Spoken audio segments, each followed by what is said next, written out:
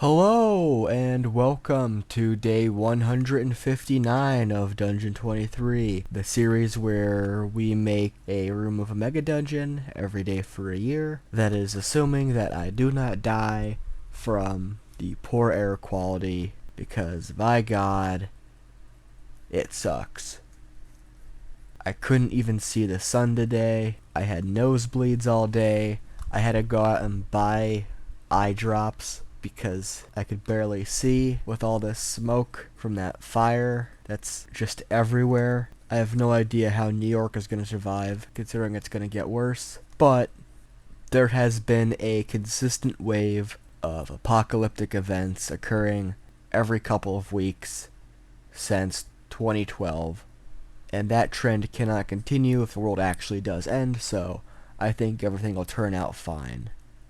So enough about that.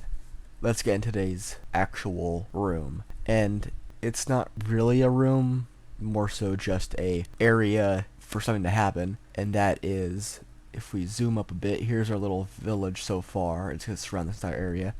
But here we have a little pool of water, a little lake, a little dock. And next to it is the bathysphere. And this is going to be our exit. Now, there's two reasons why I want to have the exit now instead of later. The first one being that it's easiest to make, and I'm tired of all the smoke. The second being that it's damaged, and that way we have generated for ourselves ideas to make rooms around. So let's take a look at it. And I moved back to it, but the general area is the same, so it's fine. This bathysphere acts as the exit level, obviously, but it is pretty damaged. The front plate glass dome is cracked, needs to be replaced. The rings, like the ring seals that keep the air in and the water out for the oxygen tube, are rotten and need to be replaced. There's a massive dent punched into the side of it, and if you don't know how bathyspheres work, the sphere is the most structurally sound object from all angles. If it's free floating, all that pressure's pushed evenly on it, as opposed to like a pyramid where as long as it's being pushed downward, it's fine because that's where it's being all distributed towards. But a sphere needs to be as close to a perfect sphere as possible. So when you have a massive dent in it, it creates an area where more pressure is being put on it, which could cause it to rupture as it gets deeper and deeper and deeper in the pressure.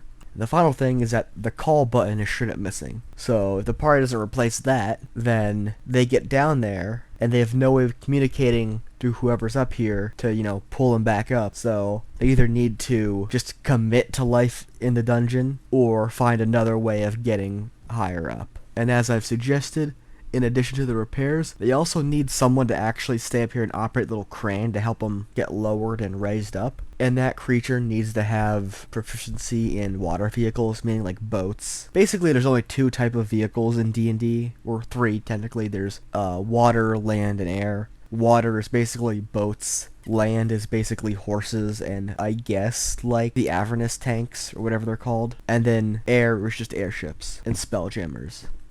I think maybe Spelljammers might be a separate category, but I don't know. And what this whole thing does is it gives us at least 5 different possible characters and rooms and encounters to make. There needs to be some guy who could make them a new glass dome. And I do have an idea I just had. It's really funny. It will probably make it either tomorrow or the day after. We'll make them, because we need to. The party needs to be able to get these things. There has to be a guy who makes the rings, or a place you could get the rings from. There has to be a goblin who could make repairs and do smithing, because the party may not have a smith on their side. And they need to find the call button somewhere, or just commit to not having one. And finally, they also need to get a guy who could stay here and then send them forward. Now, if a player wants to stay behind because they have the proficiencies, they technically could, but they'd have to just find a new character deeper in the dungeon, in one of those sparse new player coffins I have around. Or just have them randomly show up. It would be funny if you made a new character for the water area, so your character just is aquatic. But then, when you go deeper, it's no longer aquatic, so you just have to suffer. Or maybe you play like a paladin. You take a paladin of the open oceans, that Matt Mercer paladin homebrew, And instead of just having like plate armor, he has like a full-on diving suit. That'd be fun. Anyway, we're kind of missing the point here. The important thing is that this is our exit, and there's a lot of things needed to get this to work, and the party may not even realize it's the exit until they find all the stuff.